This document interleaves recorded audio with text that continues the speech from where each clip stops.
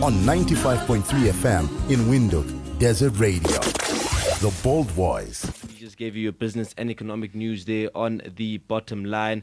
And it's time for us now to get into our interview of the day. We do have with us the CEO of GIPF and a man that also served as the CEO of the Development Bank of Namibia, Mr. David Nuyoma. Good morning, sir. Good morning, John, and good morning, listeners. How are you? I'm very well under the circumstances with good weather outside there. One cannot complain, can you? Yeah, no, not at all. We've actually been saying that when it rains in Namibia, Namibians are generally happy. Absolutely. So there is no reason to complain. Absolutely. Otherwise, how's the year been treating you? Well, feel rested, looking forward. I'm setting goals for the company and myself, and I can't wait to start getting on with that.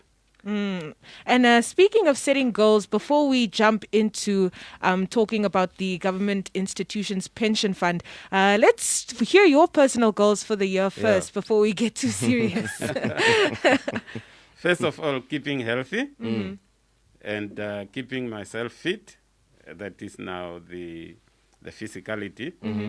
And the other important one is the mind. How do you keep your mind agile?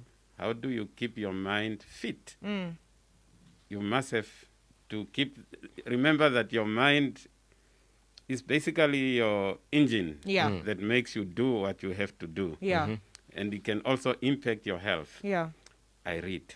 Okay. Good. I read right. and read and read all the time.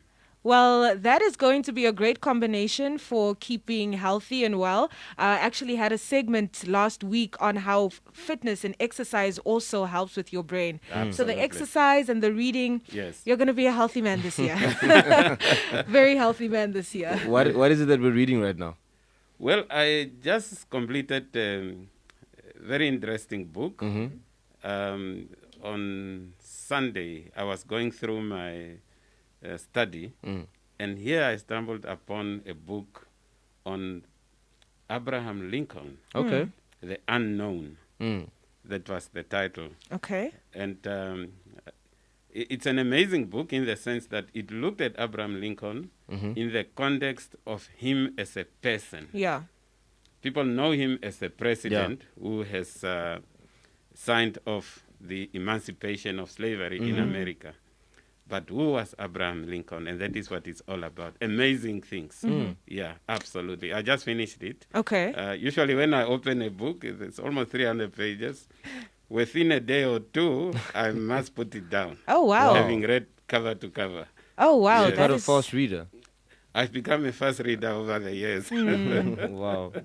One interesting fact perhaps you can share with us from the book? Well, I don't know too much about Lincoln, actually. All I know is that he was assassinated. Yes. No, in fact, what came out is that Abraham Lincoln is a self-made person or self-made man. He grew up terribly poor. And he, in fact, what one would call abject poverty. And in fact, he was described as his blankets were leaves in the bush, in the forest. And the little cover he had was from bear skin. And hardly went to school.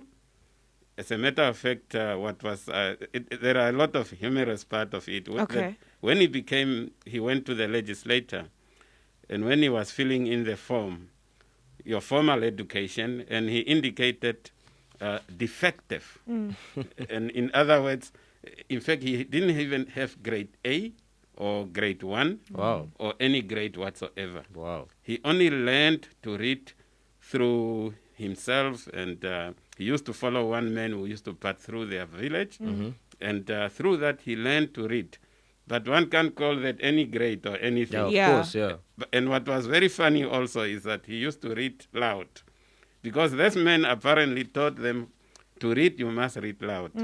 So even in his grown-up life, you can imagine you sitting here, and he's reading his newspapers loud and laughing to the jokes and everything. Oh, wow. Yeah, but what was also interesting is that he was a very complex man, very, very complex. Dealt with a terrible situation at the time, Just amazing stuff that he went through. But at the end, what is important, he signed off the emancipation of slavery, and it ushered in new era in the American politics and way of life. Yeah. Yes. Very interesting stuff there, and very interesting read. I think I might pick that up for myself as well. Yes, it's an old book Okay. written in 1935. Okay. And I'm not sure whether it's still in circulation.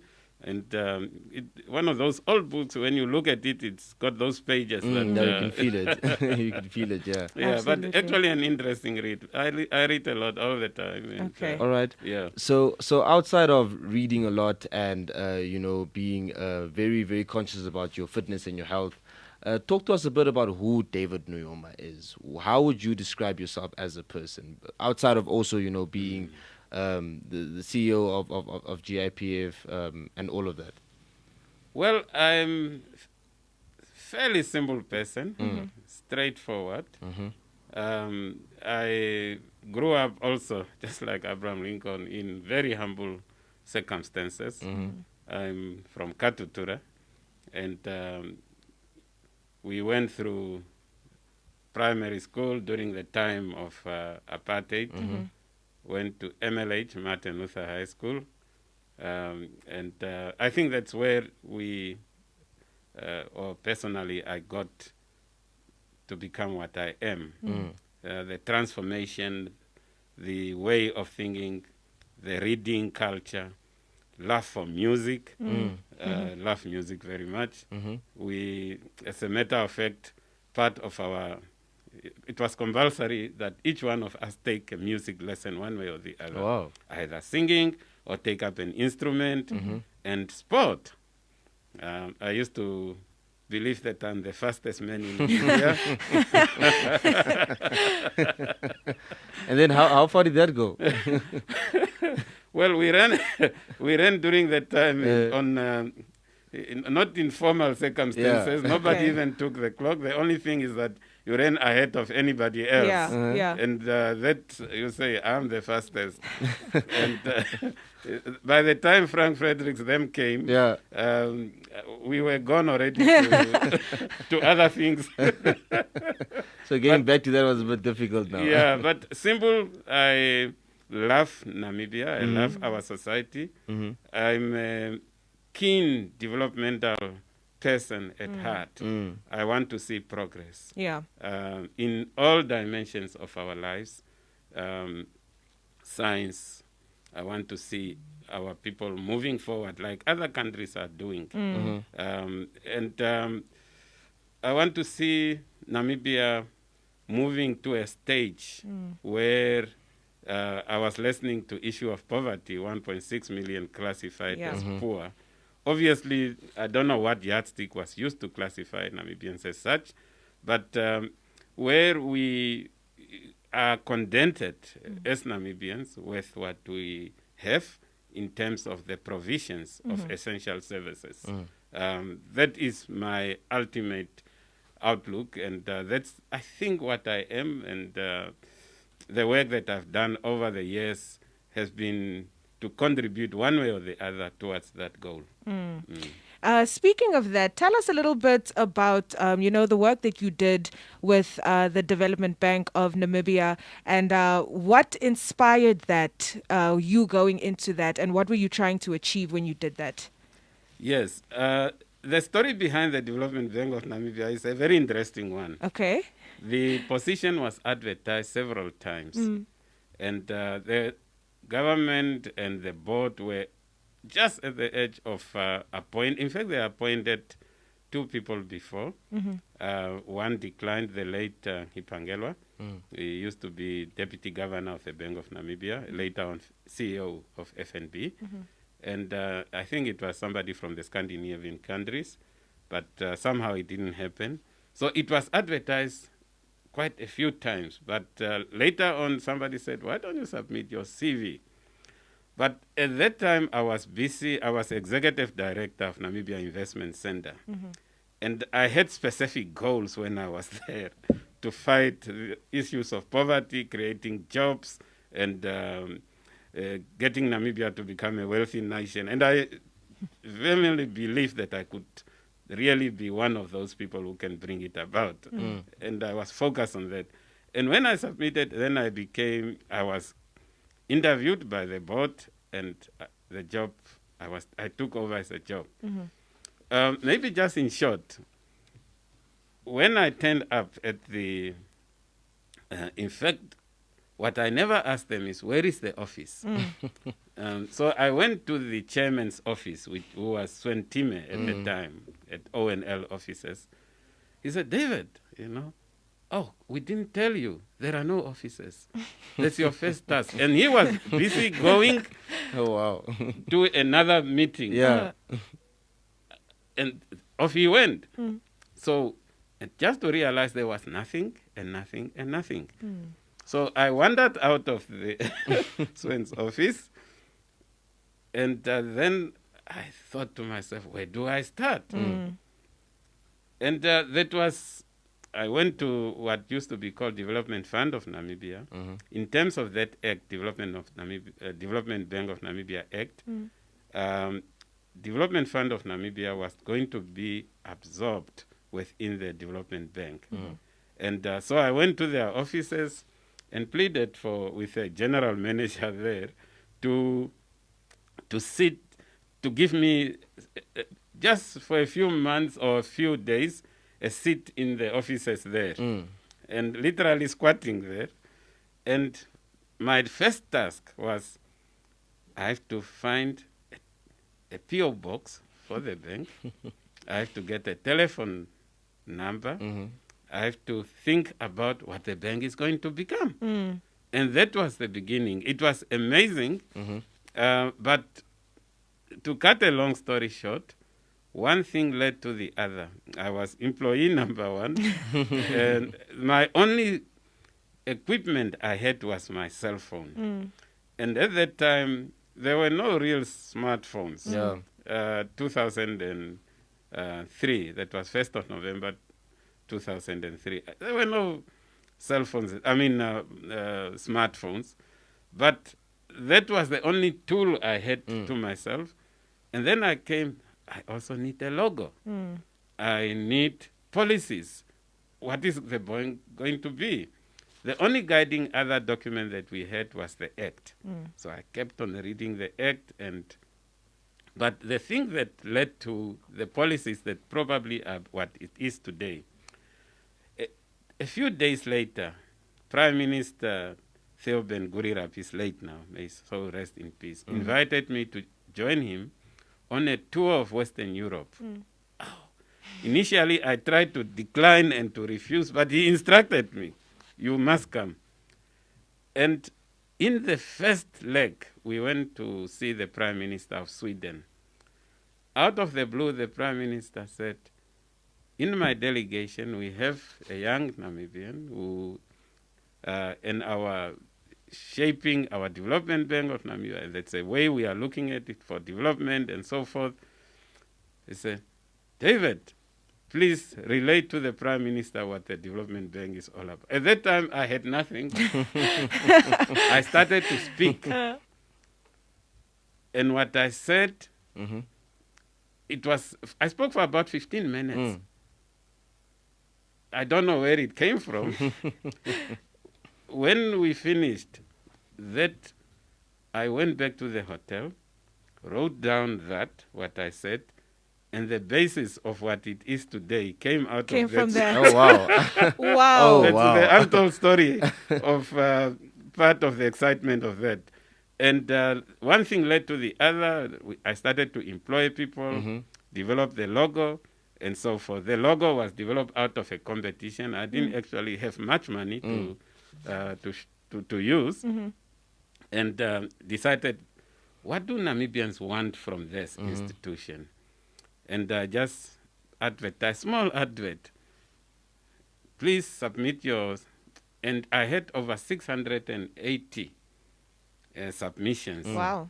And out of that, the logo that is used currently is from a farmer, a lady farmer from near Okahanja. The colors were different. I played around with the colors. And that is how that logo came about. Wow. So literally you built it up from Yeah, from nothing. the start. That was one of the most exciting assignments Yeah. I had. And by the time I left, 9 years later, it was a multi-billion-dollar bank assisting Namibians and also participating in the Namibian economy. And that is really one of the highlights of my career. Amazing story there, Right, and I'm man. happy that you were able to share that with us. But then taking a shift over now to the GIPF. Yes. Coming into your role at GIPF, did you come in with that same mindset? Set goals, reach targets. Yes. When I came on the ticket of, if you may recall, 2010, 11, 12, and 13. GIPF was going through an image crisis. Yes. And so my immediate thinking was that we must clean up GIPF. We must show to the world what GIPF can do, what it's doing. And what the GIPF does is amazing stuff. It's the largest company in Namibia by far. In terms of asset and investment in the country. And it has great people, the employees that are there. But at the time, I could see people were demotivated. They had no direction and all that. And so what we had to do is, again, setting goals, setting lofty goals. If you look today, what we are doing right now is reviewing our current strategy. And one of the focal areas is that the vision that we have set ourselves is to become a leading pension fund globally. That is really an ambitious goal. Yeah. And what I keep on saying to my colleagues is that we must perfect our act in such a way that even people from Germany, even people from wherever they are, they can come to Namibia and learn a thing or two from us. And that is the mindset that I've set myself. And our turnarounds must be short. Our service delivery must such that our clients feel an experience of having come to an institution that gives them empathy and so forth. And at the same time, we must be sustainable as a fund.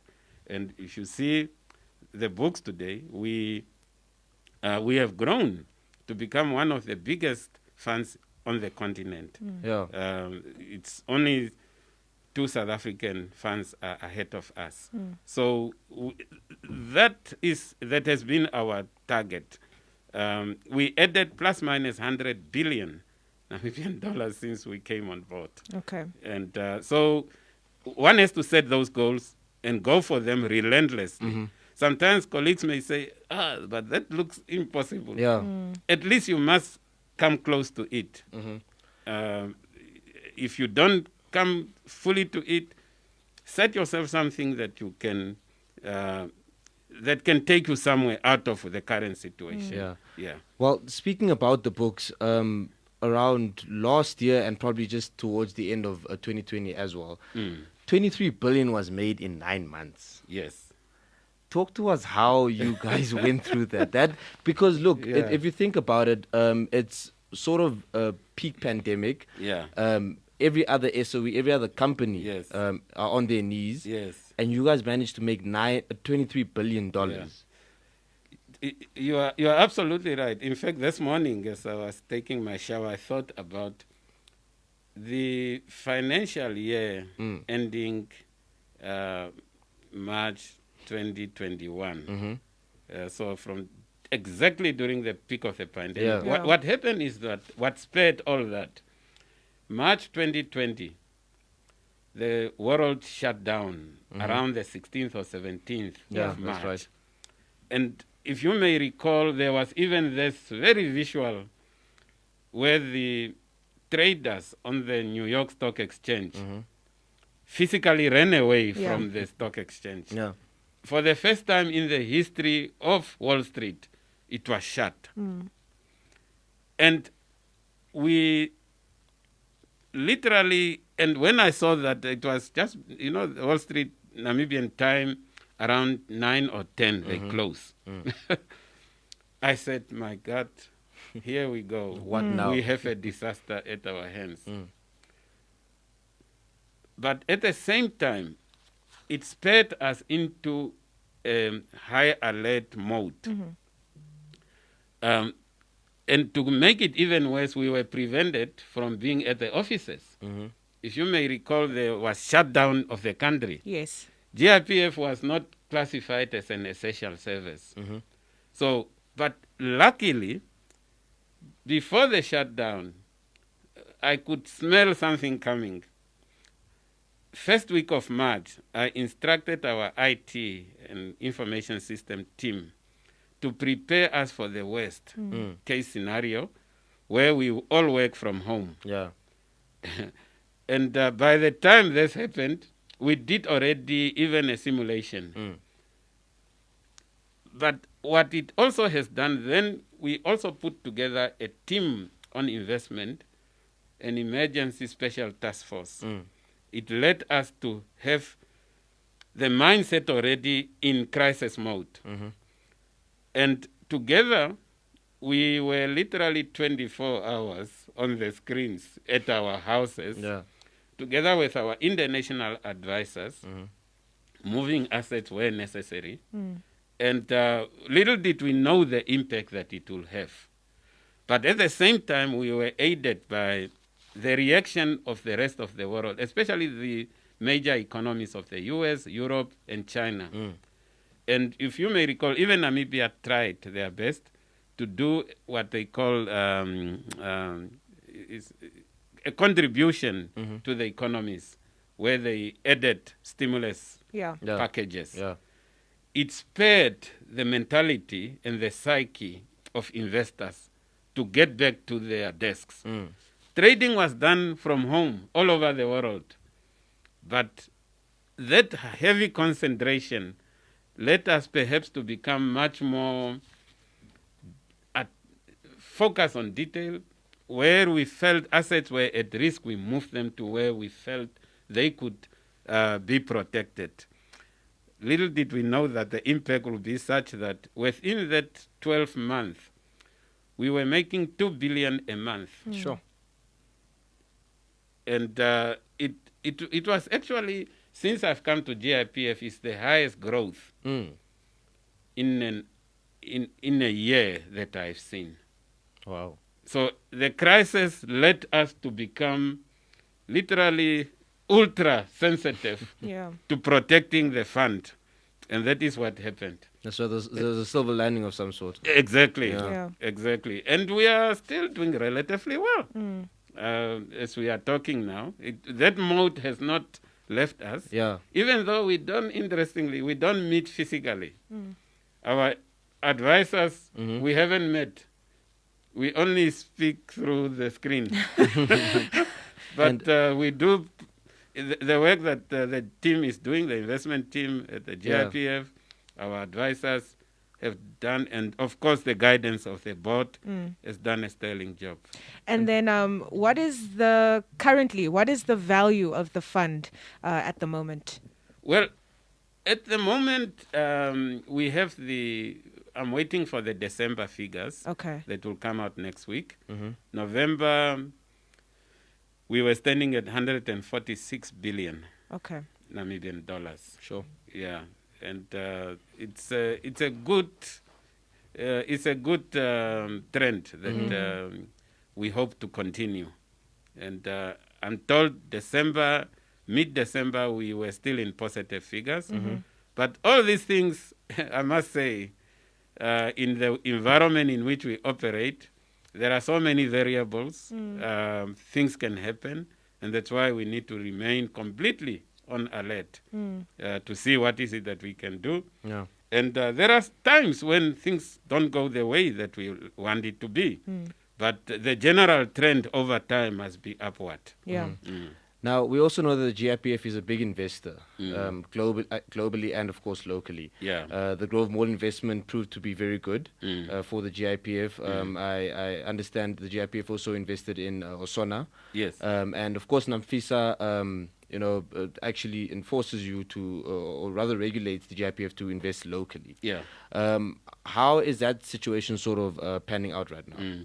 Yes. The requirement for domestic investment for pension funds, not only GIPF, is 45% of assets must be invested locally. Okay.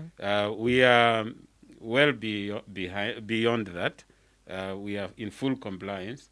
As a matter of fact, as at November, the figures, the latest we have, we are close to 49% of our assets.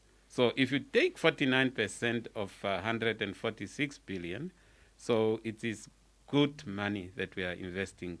And that's when I say GIPF is the biggest investor in Namibia. People see Osona because it's visually available.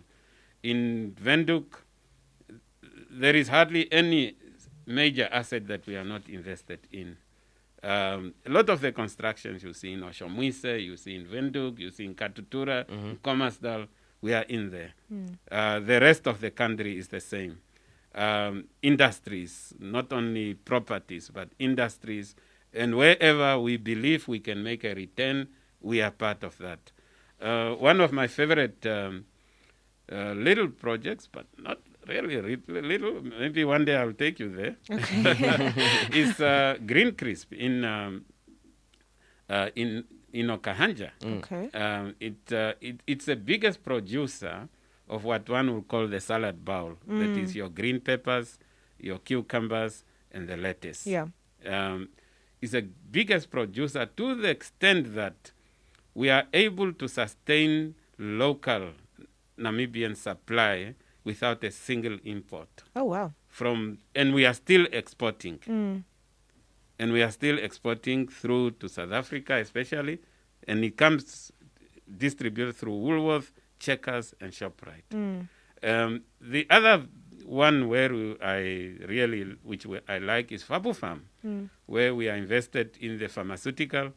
People don't realize that Fabu Farm in Oshwarongo is capable, and currently they are producing over 300 products of medicinal use and vitamins, etc.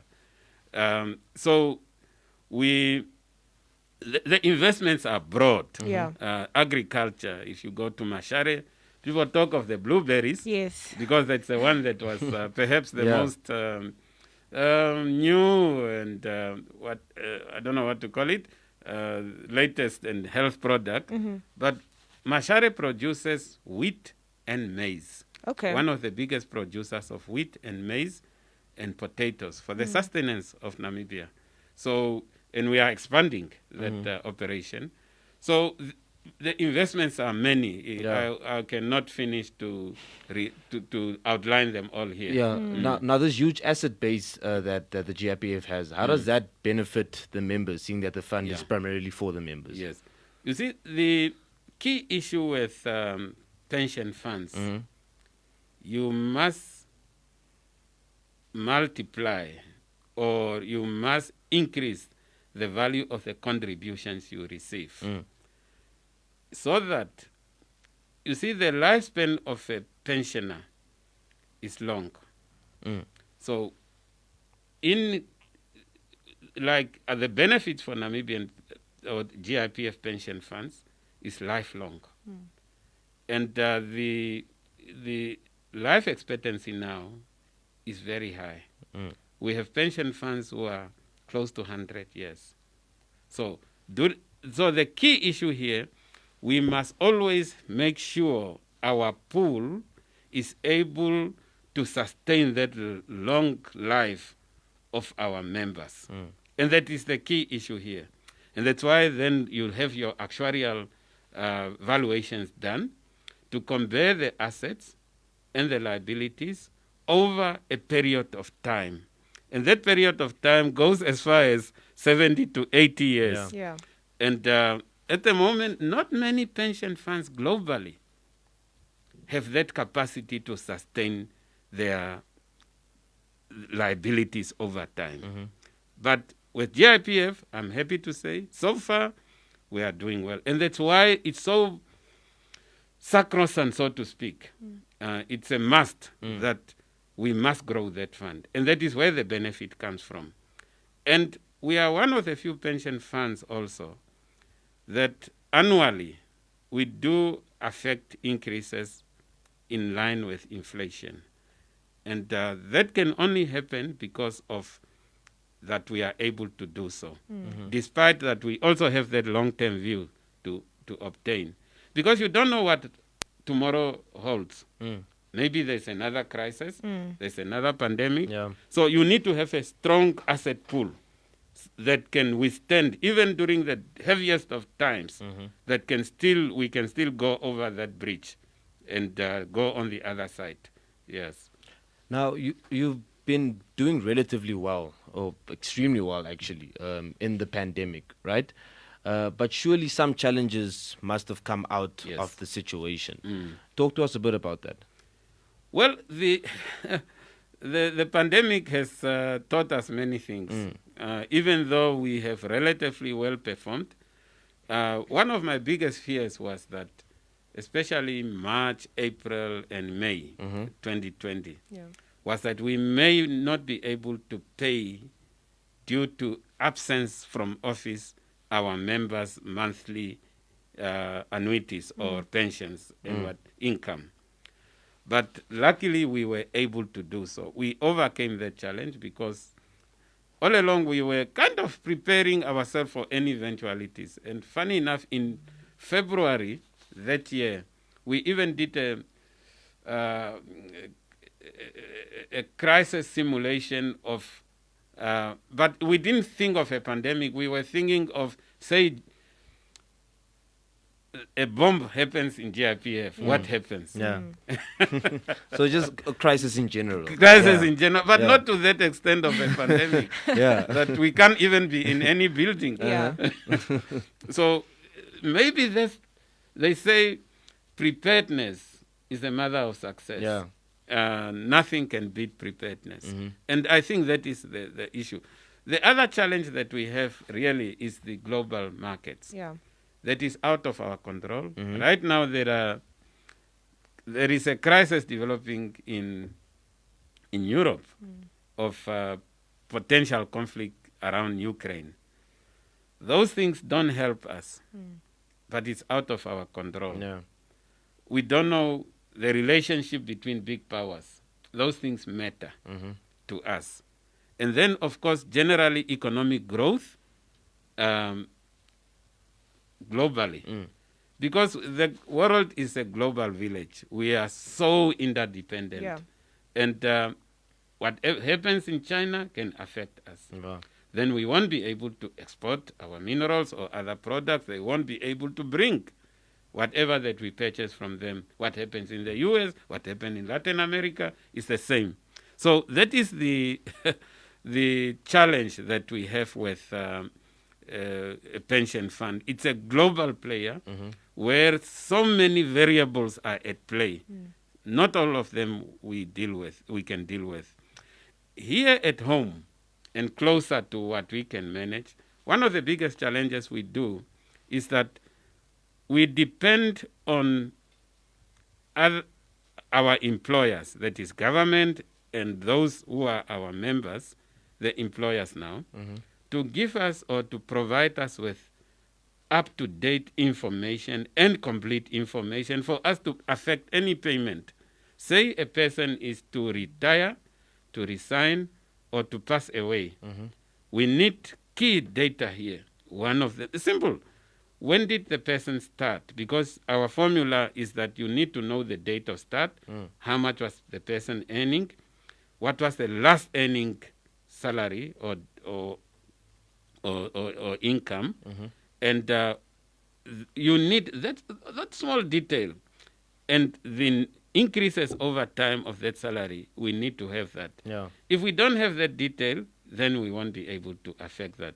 Members on the other hand, don't always provide us with who are the beneficiaries. Yeah. For example, the nomination forms. The first day of employment, person started to work in 1999. You feel in, I'm single. I don't have a child. My beneficiary is my mother and father. But the time 2022, person passes away, the nomination form remains, but in actual fact, this person is married. Yeah. Has The children. mother and father has passed away, have children.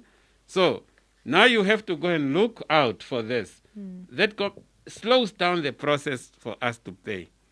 Perhaps I can quickly say something that is a little bit sensitive to me. Okay. We have noticed that from time to time there are people who impose themselves as advisors or consultants to those who have a member who have passed away.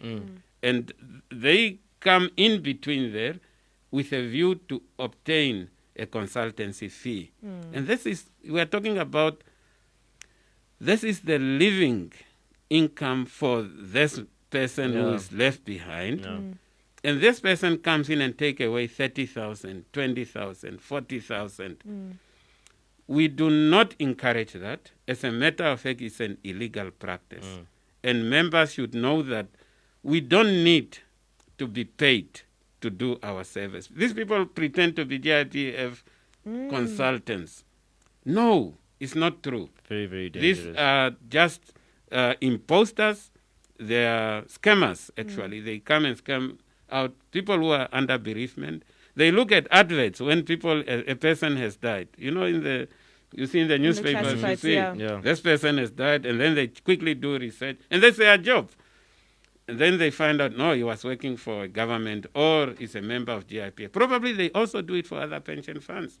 But pension funds don't need that. It's not a requirement, and it's an illegal thing. We don't have backlog with what we are doing. We are able to produce whatever that we have to produce. We have come to a level where a funeral benefit, we can pay it within at least 8 hours or less. There are times we can do it. You come in the morning, by noon or afternoon, it's paid. So we don't need somebody to come in between and do what? No. If you are retired, you don't need somebody to come and impose themselves between you and the fund. No, it's not necessary. We can do that without that. If there is anything like that, you can call me directly, and then we can sort that one out so that we don't expect delays or defrauding of our members on their hard-earned income. 100%. Mr. David Nuyoma, thank you so much for making time for us. This was very, very informative. We also appreciate allowing us to get to know you a bit. Yes. The person that's very, very conscious about their fitness and a bookworm. Yeah. Thank you very much, John, and Rihanna, thank you very much. I enjoyed the chat. That brings the time to 8 minutes past 8. You also tune into Breakfast in the Desert on this lovely Wednesday morning. We just spoke to CEO of the Government Institutions Pension Fund, Mr. David Nuyoma, and we still have a bunch of things coming up. We have sports, and then, of course, a little bit of some music, and then we'll see what you're saying on social media.